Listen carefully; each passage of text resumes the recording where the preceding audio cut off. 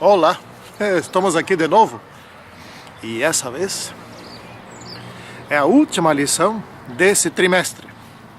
O título dessa lição é O Reino de Cristo e a Lei.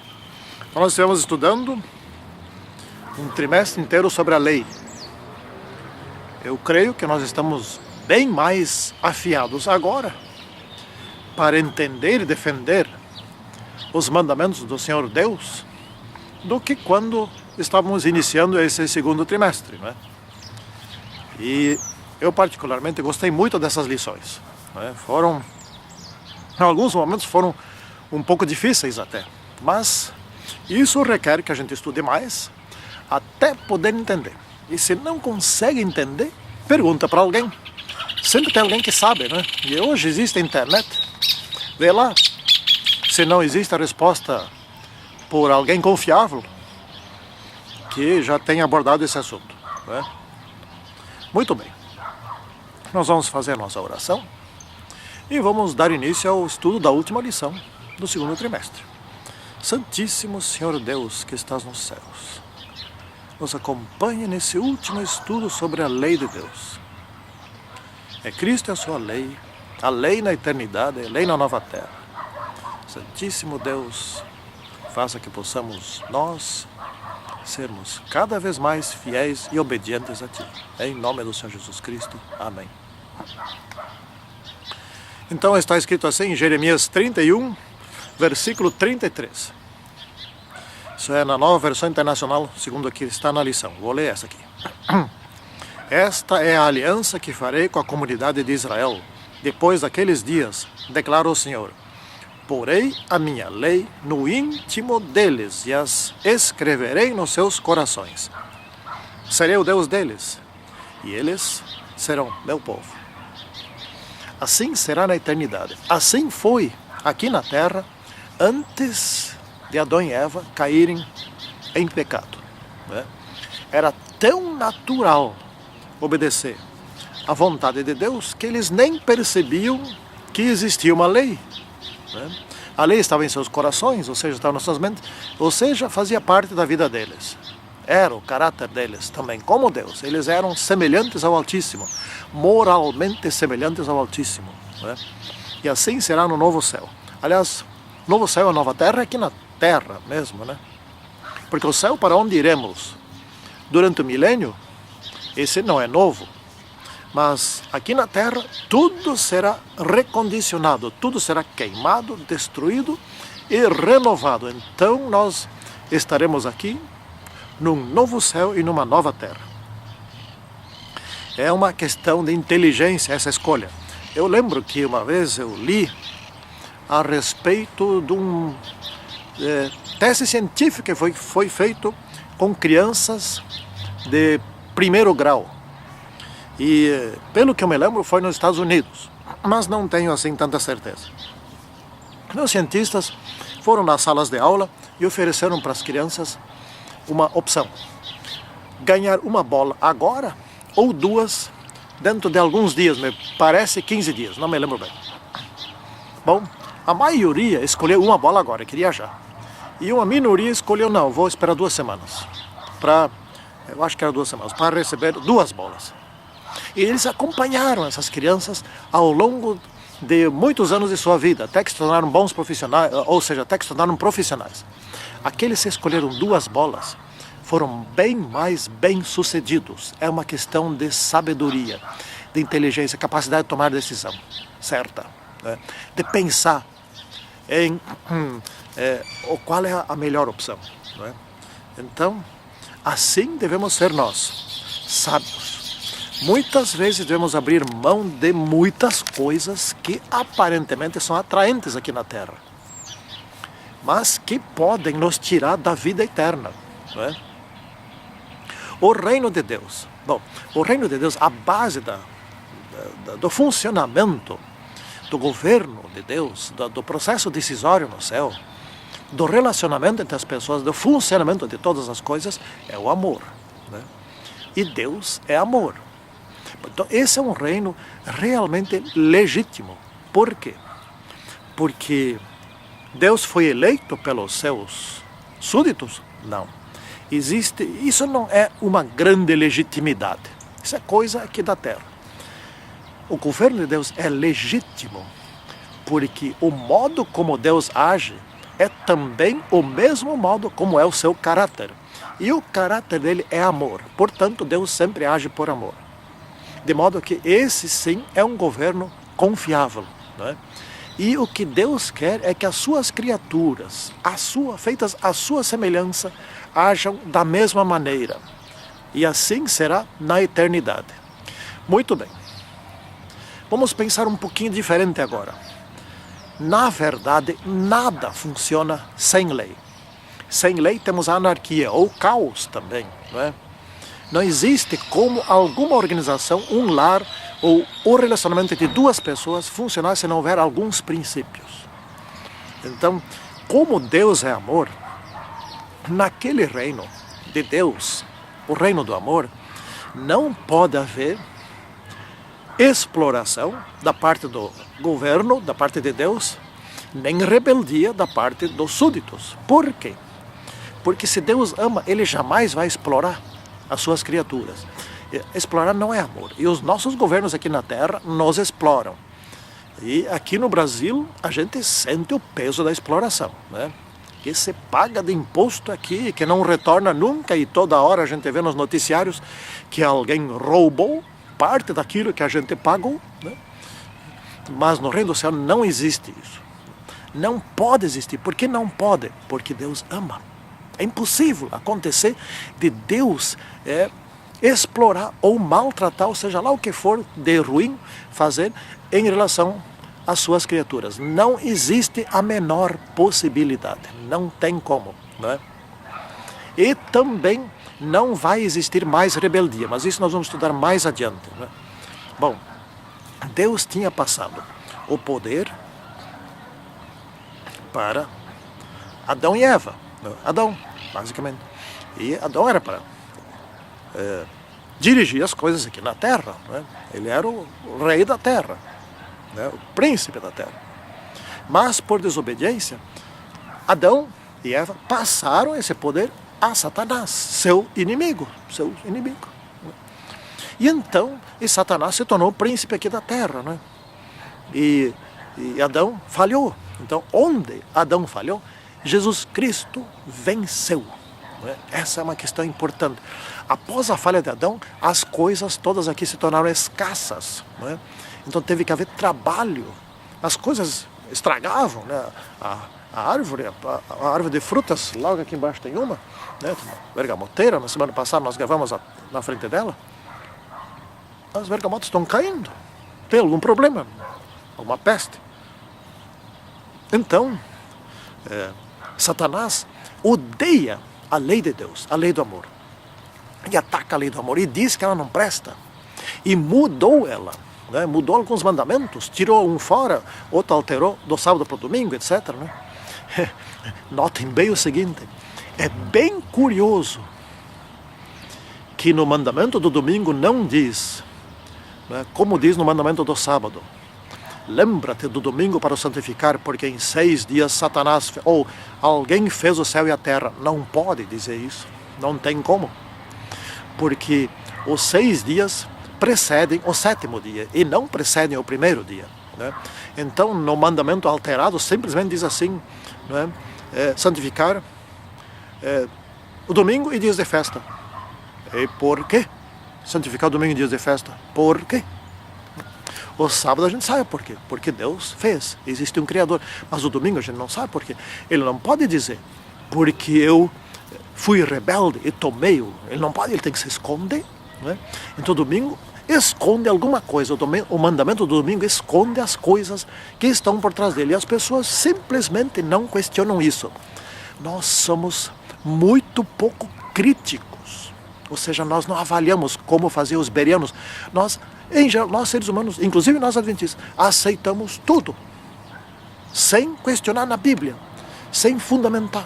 Né? Nós seres humanos, principalmente aquelas coisas que têm a ver com a vida eterna, a gente simplesmente aceita e morre. Então, Jesus veio aqui na terra, obedeceu e provou contra Satanás. que é possível viver obedecendo à lei do amor. Né? Ainda mais em certos momentos da vida de Jesus Cristo. Por exemplo, quando foi no deserto da tentação. Essas tentações, as 3 tentações ali, as finais, né? No dia número 40 do jejum de Jesus Cristo, à primeira vista parecem assim um tanto ingênuas. Ora, Satanás pediu, por exemplo, na terceira, que Jesus o adorasse para que ele entregasse o reino aqui da terra a ele. Parece tão ingênuo. Mas vamos fazer uma pequena análise rápida. Leiam no livro No Deserto da Tentação. Vale a pena ler esse livro. É um livro pequeno, 130 e poucas páginas, se não me engano, por aí. Né? Vale a pena ir atrás desse livro. Recomendo ler, porque é um livro emocionante. Conta toda a história do que aconteceu com Jesus Cristo naquele deserto. E conta como que foram aquelas tentações. Você imagina o seguinte cenário. Jesus sentado, ou talvez até deitado, sem condições de se levantar, porque não tinha força, pele e osso, né? Desidratado, faminto, a mente dele funcionando muito mal, com pouca capacidade de raciocínio, tendo que enfrentar uma situação dessas. Aí a coisa muda de figura. Não é? Você se imagine, por exemplo, você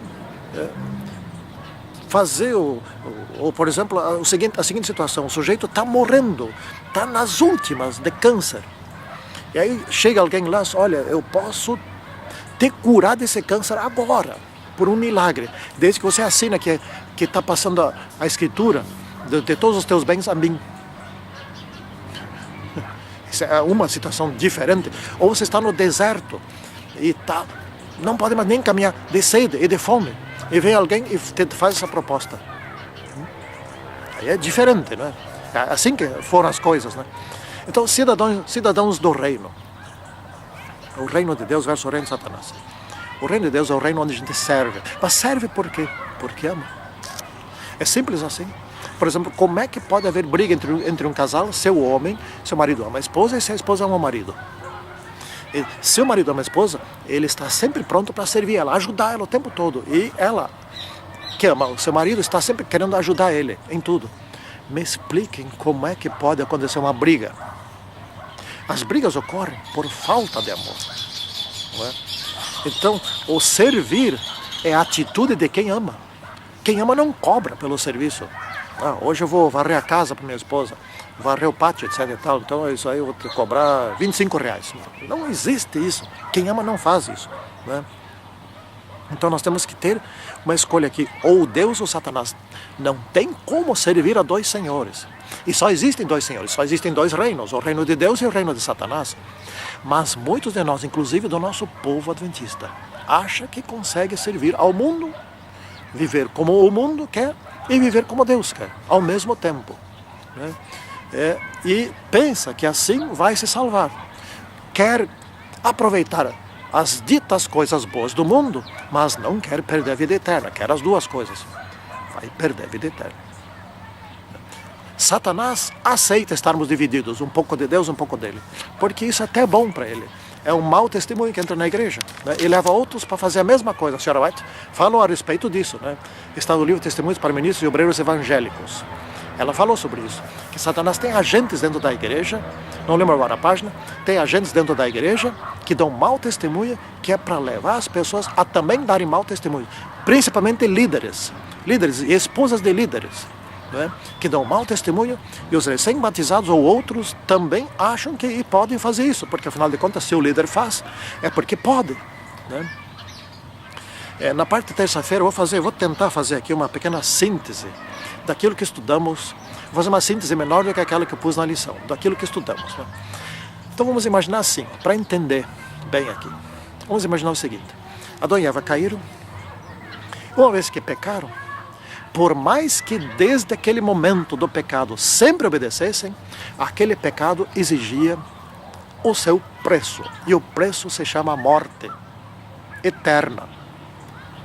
Não teria como a obediência após o pecado salvar-lhes daquela queda, né? E livrar-lhes daquela condenação. Não tem como. Alguém teria que morrer. E quem teria que morrer? Eles. Mas o governo celeste aceita, porque ama, então aceita, que alguém em lugar deles, que morra em lugar deles. Esse alguém só poderia ser o próprio legislador, Jesus Cristo. Por essa ninguém esperava, nem os anjos, ninguém, a não ser Deus, Pai, o Filho e o Espírito Santo, sabiam dessa hipótese. Aí se revelou o amor por um lado, onde nunca ninguém imaginou. Foi assim uma coisa estupenda. O próprio Satanás, o quê? Ele vai morrer por eles, em lugar deles? Satanás tremeu quando soube desta solução. Porque Satanás, quando Adão e Eva caíram, ele pensou assim, ganhei, agora eu quero ver, ele vai ter que matar eles. Ele disse que é amor, mas agora ele vai ter que usar de uma atitude de ódio. E quando Jesus anunciou, eu vou morrer por vocês, Satanás tremeu. Ele não esperava, ninguém no universo. Não tinha como imaginar que o próprio Deus se transformaria num de nós para morrer por nós. Isto era absolutamente incrível. Após este fato, o amor de Deus é compreendido por uma outra dimensão que antes do pecado não havia como entender. E seria bom que nunca houvesse, mas enfim, já que houve, então existe agora, né? Bom, daí, como resolver essa situação? A lei não poderia perdoá-los, porque já disse aqui em vezes anteriores, que a lei não existe para perdoar. A lei precisa proteger aquele que a obedece. E ela precisa condenar aquele que desobedece. Então ela não pode perdoar, senão já não é mais lei, né? Então como agora livrar Adão e Eva e os seus descendentes da morte eterna? Como fazer isso? Aí que entra a graça. Então a graça é uma outra dimensão do amor. A lei é uma dimensão do amor, uma dimensão da justiça, né? É justo proteger aquele que obedece, assim como é justo tirar a vida de quem desobedece. Mas aí entra a graça, que é o outro lado do amor, né? E a graça diz o seguinte, eu te perdoo, se você aceita a morte em teu lugar, de Jesus em teu lugar. Pronto. Então a lei e a graça. Então se você aceita a graça, você tem fé em Jesus Cristo, que isso funciona, que isso é suficiente, então você é perdoado pela graça, mas não pela lei. A função da lei não é perdoar, a função da lei é condenar se houve desobediência. A graça que perdoa. Então é assim, o que a lei faz, a graça não faz. A graça nunca condena. O que a graça faz, a lei não faz. A graça perdoa e a lei nunca perdoa. Então as duas coisas se complementam. Precisa existir as duas coisas. Só a graça sem lei, a graça não funciona, né? Como que pode existir graça sem lei? É muito estranho. Seria bem estranho. Então a graça perdoa. Uma vez você perdoado, então qual é a lógica daí em diante? Desobedecer a lei? Bom, aí precisa da graça de novo. Então a lógica daí em diante é continuar daí então obedecendo. Daí sim, de uma vez perdoado, se continuar obedecendo para sempre, nunca mais precisa do perdão. Está salvo e continua salvo. Se caso cair de novo, como explica bem Paulo, cair de novo, então vai precisar da graça outra vez, né? Mas aí vem a questão da santificação que vai te transformando. Você vai tendo uma experiência com Deus e vai transformando e vai pecando cada vez menos. Porque vai tendo poder contra o pecado, vai se separando do gosto pelo pecado, né? Vai sendo transformado, cada vez gosta menos do pecado, né? E cada vez é menos iníquo. Sabem que é iniquidade, né? Iniquidade é gostar do pecado e não se arrepender do pecado. Em síntese. Bom, vamos aqui para o reino eterno. Então nós já falamos lá no início algumas coisas. Vamos aqui mostrar 7 tópicos de por que no reino eterno jamais se levantará outra vez a desgraça do pecado. Isso está garantido na Bíblia. Então, portanto, nós nem precisaríamos trazer essas explicações, essas lógicas aqui. Não precisaria, porque se está escrito na Bíblia, em vários lugares, né? Então é porque não vai se levantar de novo. Isso é uma coisa boa, muito boa. Mas aqui é bem interessante estudar isso aqui. Bom, em primeiro lugar, ninguém mais duvidará da lei. Porque como vai duvidar da lei de que Deus é justo enquanto obedece, mas ele se torna cruel quando desobedece? Não tem essa. Não tem como alguém acreditar mais numa conversa dessas, né? Então, se for o caso, Jesus morreria outra vez por se essa coisa acontecesse de novo. Ninguém mais vai querer fazer isso. Segunda, ninguém duvidará mais do amor de Deus, né? E terceira, não vai haver mais cruz, ou seja, ninguém mais vai querer remeter aquele Jesus Cristo que tanto amam a uma nova cruz, a um sofrimento outra vez. Não. E ninguém mais vai querer tomar o lugar de Lúcifer outra vez, de Satanás outra vez também, né? Quarto ponto, Deus colocará as leis nos corações de novo, né? Colocar de novo nos corações, como era antes aqui na terra, e as pessoas obedecerão ao natural, né? Quinto ponto, Lúcifer será extinto, será morto para sempre. Então não vai ter mais tentador também, né?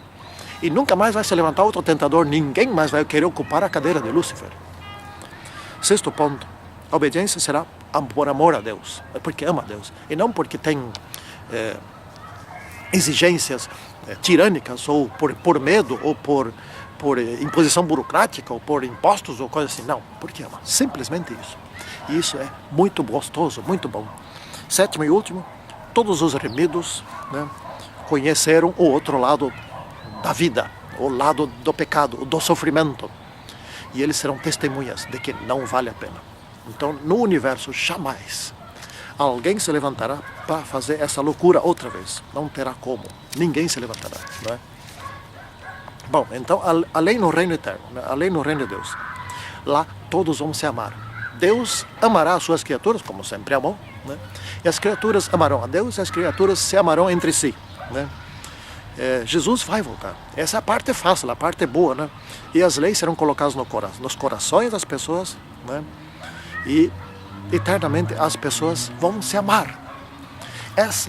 Para seres inteligentes, essa é a lógica mais simples possível, né?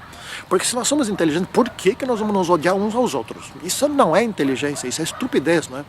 Então, os princípios da vida nos garantirão a vida eterna, porque Deus é amor. Esse é o seu caráter, esse também será o nosso caráter. Que assim ocorra com cada um de nós. Santíssimo Senhor Deus, de fato, que lições maravilhosas. Que nós possamos daqui em diante sermos bem mais obedientes a Ti, sermos mais e mais transformados e santificados segundo a Tua semelhança. Até a volta do Senhor Jesus Cristo, que seremos transformados por completo. Em nome do Senhor Jesus Cristo, amém. Tchau, até o próximo trimestre.